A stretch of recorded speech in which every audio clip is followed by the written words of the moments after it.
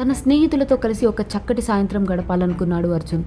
కానీ ఎదురైన పరిస్థితులను తన కలలో కూడా ఊహించలేదు. ఆ రాత్రి ఎప్పుడైతే 1 గంట మోగిందో మంచి పాటలు వినిపిస్తున్న తన గ్రామఫోన్లో నుంచి ఒక భయంకరమైన శబ్దం రావడం మొదలైంది.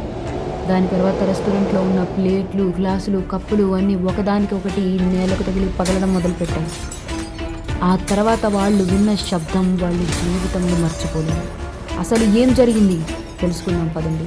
Welcome to my channel and you are listening to our story the last stop.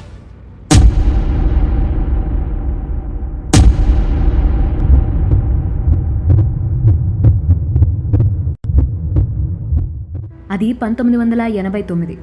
పెద్ద కుటుంబానికి చెందిన అర్జున్ పై చదువుల కోసం లండన్కు వెళ్లి ఆ సంవత్సరమే తన సొంత ఊరైన విజయవాడకు తిరిగొచ్చాడు. లండన్లోని రెస్టారెంట్స్ యొక్క అంబియన్స్ అండ్ వాళ్ళు సర్వ్ చేసే విధానానికి ఎంతో ఆకర్షితుడైన అర్జున్ అలాంటి ఒక రెస్టారెంట్ని ఇక్కడ కూడా స్టార్ట్ చేసి అదే విధమైన సర్వీస్ని మన వాళ్ళకు కూడా ఇవ్వాలి అని అనుకున్నాడు. అతని రెస్టారెంట్కి వచ్చిన వాళ్ళు మళ్ళీ అక్కడికే రావాలి అని అనుకున్నాడు. అందుకే ఆ రెస్టారెంట్కి యువర్ లాస్ట్ స్టాప్ అని పేరు పెట్టాడు. అప్పుడే తన జీవితంలోకి వచ్చింది ఆ కంపార్ట్మెంట్. అర్జున్ యొక్క స్నేహితుడి తండ్రి రైల్వే స్పేర్ పార్ట్స్ యొక్క ఆక్షన్ నిర్వహిస్తుండేవారు. అలా అర్జున్ స్నేహితుడు తనని ఒకసారి ఆక్షన్ యార్డ్కి తీసుకువెళ్ళగా అక్కడ పడి ఉన్న 1960ల కాలం నాటి ఒక రైల్వే కంపార్ట్మెంట్ తన కళ్ళని కట్టిపడేసింది. 1960ల కాలం నాటికి చెందిన ఒక లగ్జరీ ట్రైన్ కంపార్ట్మెంట్ అది. ఆ కంపార్ట్మెంట్ ఒక్కటి చాలు అర్జున్ రెస్టారెంట్ కళను నిజం చేసుకోవడానికి. చూసిందే ఆలస్యం అనుకున్నాడు అర్జున్. వెంటనే కొనేశాడు ఆ కంపార్ట్మెంట్ని. ఆ తర్వాత నెలలు తరబడి ఆ రెస్టారెంట్కి పునర్జీవితం ఇవ్వడంలో మునిగిపోయాడు అర్జున్. రెస్టారెంట్ స్టార్ట్ చేసిన 2-3 వారాల్లోనే పేపర్లోకి ఎక్కేసింది యువర్ లాస్ట్ స్టాప్. దూర తీరాల నుంచి జనాలు రిజర్వేషన్లు చేసుకొని మరీ వచ్చేవాళ్ళు అక్కడి ఆహారం తినడానికి, అక్కడి ఎక్స్పీరియన్స్ పొందడానికి. ఎప్పటిలాగానే ఒక ఉదయం రెస్టారెంట్ని తెరవడానికి వచ్చాడు హెడ్ స్టాఫ్ రమేష్. కానీ అతను తాళం తీసిన తర్వాత చూసిన విషయాన్ని అతను మర్చిపోవడానికి కనీసం 1 వారం రోజులు పట్టుంటుంది. ప్లేట్లు, కప్పులు, గోడ గడియారాలన్నీ ఎక్కడికక్కడ చెల్లాచెదురుగా పడిపోయి ముక్కలుగా పగిలిపోయి ఉన్నాయి. అంతా ధ్వంసమైపోయింది. ఏం చేయాలో అర్థం కాలేదు. ఊపిరాడలేదు రమేష్కి. 1 సెకండ్ కూడా వేస్ట్ చేయలేదు. వెంటనే వెళ్ళి అర్జున్కి ఫోన్ చేసి జరిగిందంతా చెప్పాడు. కంగారుగా అక్కడికి చేరుకున్న అర్జున్ అక్కడ ఉన్న పరిస్థితి చూసి ఉన్న చోటే కూలబడిపోయాడు. కొన్ని లక్షల్లో నష్టం వాటిల్లుంటుంది. ఏం చేయాలో అర్థం కాలేదు అర్జున్కి. చేసేది ఏం లేక ఒక 2 రోజుల రెస్టారెంట్ని మూసేశారు. విషయం తెలుసుకొని తన దగ్గరికి చేరుకున్న అర్జున్ మిత్రులు అర్జున్ని తీసుకొని పోలీస్ స్టేషన్కి వెళ్ళి కంప్లైంట్ చేశారు. అర్జున్కి మంచి పేరు ఉండడంతో పోలీసులు కూడా త్వరగా స్పందించి ఇన్వెస్టిగేషన్ మొదలుపెట్టారు. వాళ్ళ ఇన్వెస్టిగేషన్ తర్వాత తెలిసిన మొట్టమొదటి విషయం ఏంటంటే లోపలికి ఎవ్వరూ బలవంతాన రాలేదు.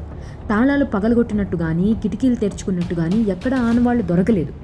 దానితో అర్జున్కి ఒక్క క్షణం ఏం అర్థం అవ్వలేదు. అంటే ఇదంతా తన చుట్టూ ఉన్న వాళ్ళే చేస్తున్నారా అని ఆశ్చర్యపోయాడు. ఇక తన చుట్టూ ఉన్న ప్రతి ఒక్కళ్ళపైన ఒక కన్నేసి ఉంచాడు అర్జున్.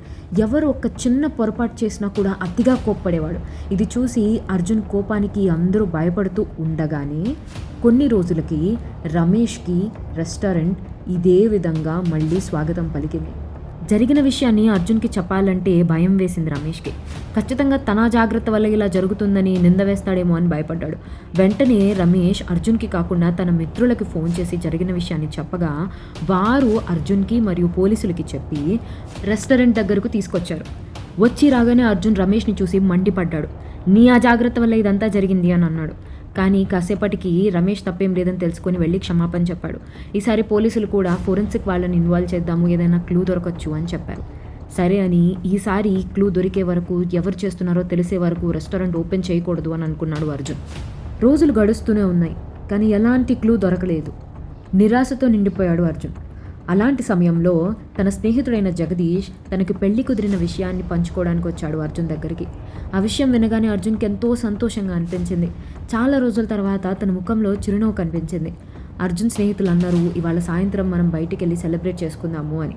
అర్జున్ మనసంతా తన రెస్టారెంట్ పైనే ఉందని అర్థం చేసుకున్న తన స్నేహితులు సాయంత్రం అర్జున్ని రెస్టారెంట్ దగ్గరికే తీసుకుని వెళ్ళారు. వాళ్ళ చిన్ననాటి నుంచి వాళ్ళ స్నేహితులు కావడంతో ఎన్నో విషయాలను తలుచుకొని, ఎన్నో జ్ఞాపకాలు నెమరు వేసుకొని సంతోషంగా నవ్వుతూ ఉన్నారు. టైం 11 అయింది, 12 అయింది. కానీ ఎప్పుడైతే రాత్రి 1 గంట కొట్టిందో చుట్టూ ఉన్న వైబ్ అంతా మారిపోయింది. అర్జున్ రెస్టారెంట్లో ఒక చిన్న గ్రామోఫోన్ ఉంటుంది. అందులో పాత పాటలు పెట్టుకొని వింటూ ఉంటాడు అర్జున్. ఆ రాత్రి కూడా అలాగే పాటలు వింటున్నారు. కానీ అప్పుడు గ్రామఫోన్లో నుంచి పాటలు రావడం ఆగిపోయి ఒక విచిత్రమైన శబ్దం రావడం మొదలైంది. అది మరి ఇంకేదో శబ్దం కాదు, రైలు శబ్దం.